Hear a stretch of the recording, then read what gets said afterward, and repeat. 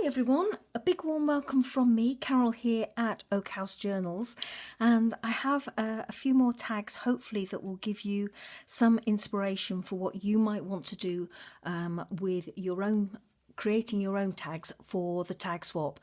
As always, all the information to the tag swap, to the items that bits and bobs that I use in the video will be in the description box down below. Firstly though, before I go into talking about these, can I just extend an apology to you? I had hoped to publish more tag inspiration videos on the run up to the 10th of December than I am actually doing at the moment. Unfortunately, we've got a sad personal issue going on here at home, and that is obviously taking some priority. So I will be posting more of these videos, but I'm sorry, they're not going to be on the frequency or at the frequency that I had originally intended, which was going to be every day. But I will try and get one up on YouTube at least every other day from here on in until the 10th of December. Okay, so without further ado, we've got 3 tags, and very simple tags because I am aware that some of you are newbies and a little bit daunted by the fact that you've not taken part in a tag swap before. Nothing to be worried about, girls, absolutely nothing. Whatever you create will be perfect. We're all mixed abilities. And I have said that before, but, you know, sorry if I'm labouring it, but I just want to make sure that everyone feels comfortable. Please just do what you can, create what you will. It will be lovely. We can all get inspiration from each other, regardless how good experienced or not we may be. So okay, so this is what I've created. As you can see, 3 tags, all very different. So let me start with the middle one, easiest of all. This paper here is Andrea's ARTYMAZE. I think it's called Collage Christmas, and again, link in the description box down below. Now this is gorgeous, Andrea, absolutely gorgeous. The papers are amazing, and I just printed off, I think she's got 2 pages of big tags and then a page of small tags, and then there's a couple of full A4 collage sheets, and this is one of the big tags. I haven't done anything to it, I've just cut it out, and look how gorgeous that is. I put a little bit of glossy accents on the berries here. I've put a Denison label, chopped it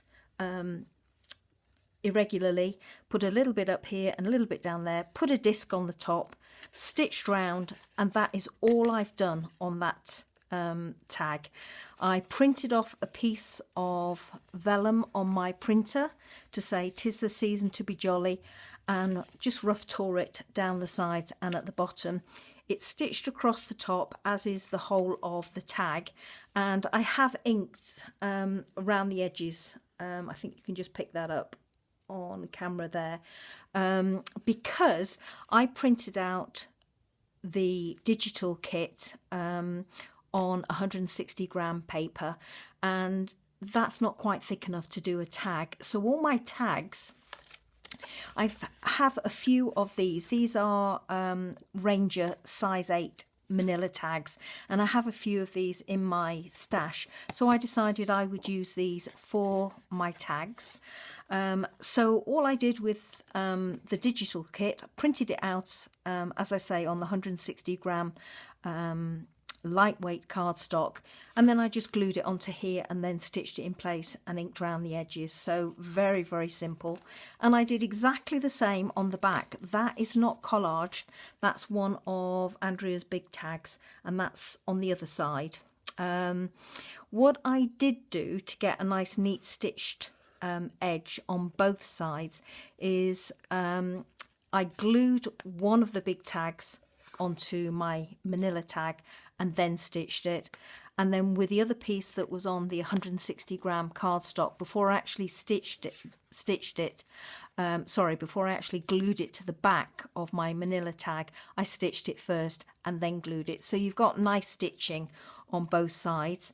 I've put a little vellum pocket here at the bottom This is from one of the pages of the Chapter 1 Traditional Christmas Moments kit, and I've just chopped off the image there because I love that little one.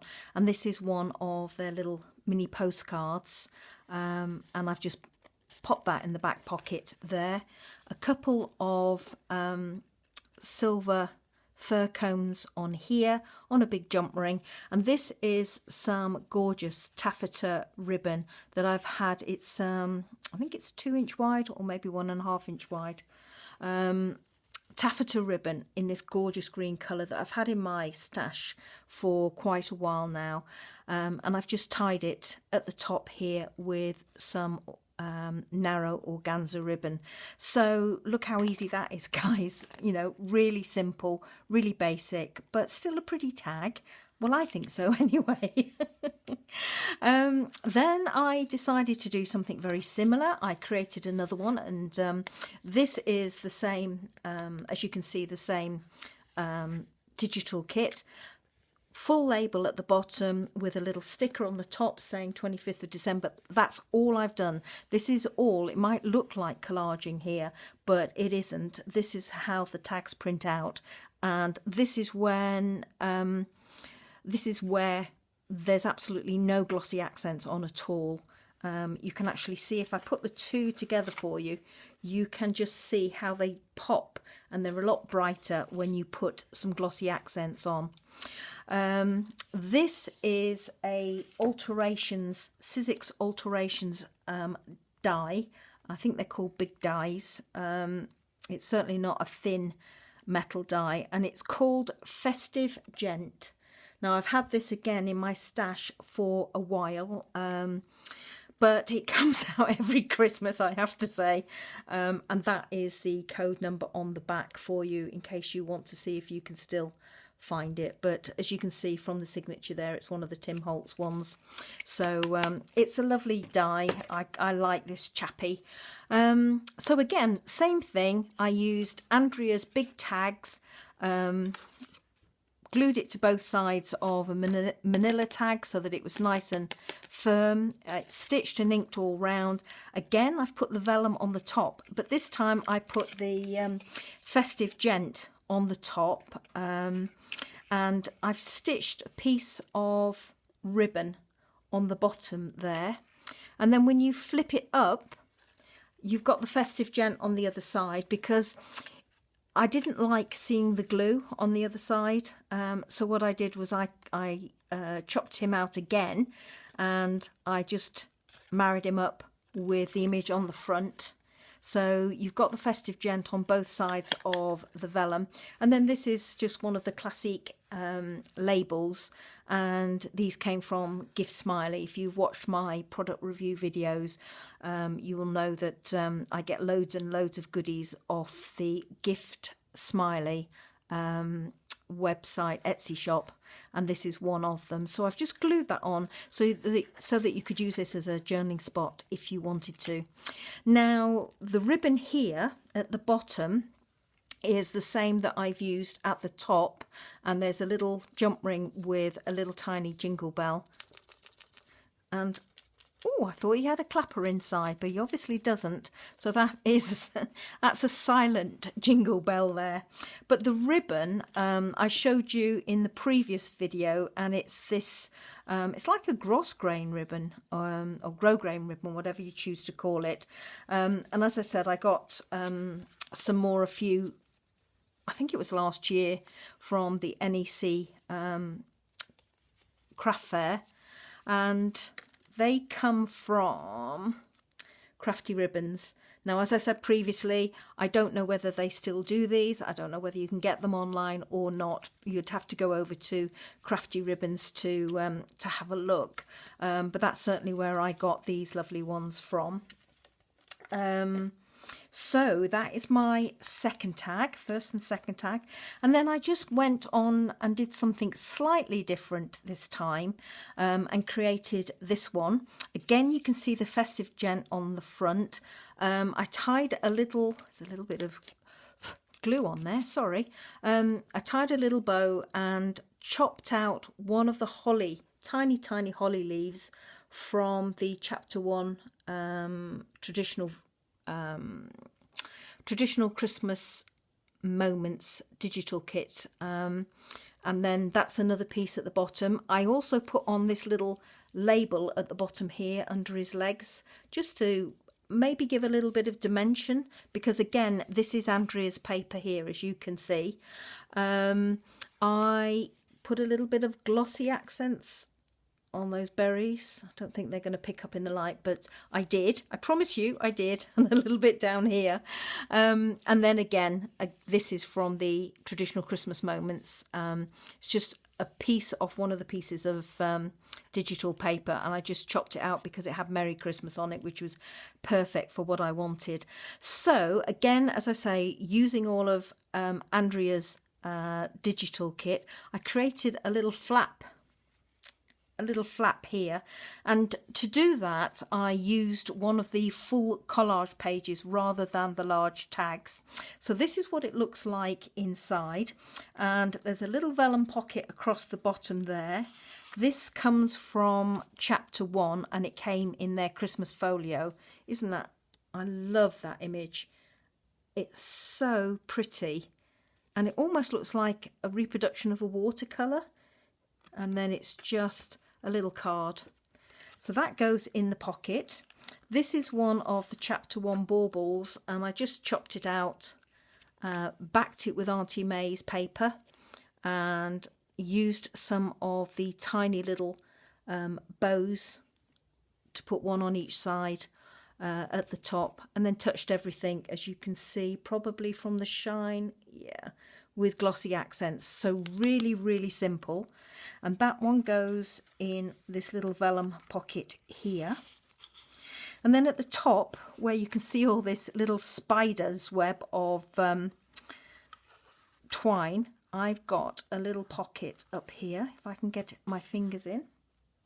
There we go. And if I pull it out, this is a piece of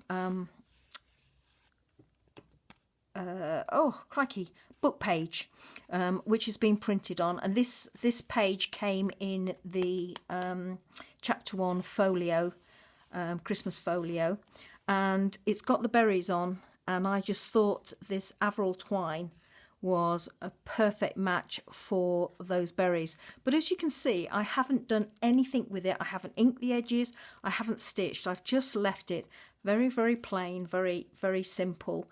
But I did have a play on the other side. Oh, let me show you. This is just the Avril twine that I used. It's called Flag, Avril Art Twine, and it's a flag design. They call it a flag design. And this came from the Nesso studio, a couple of ladies over in Hong Kong.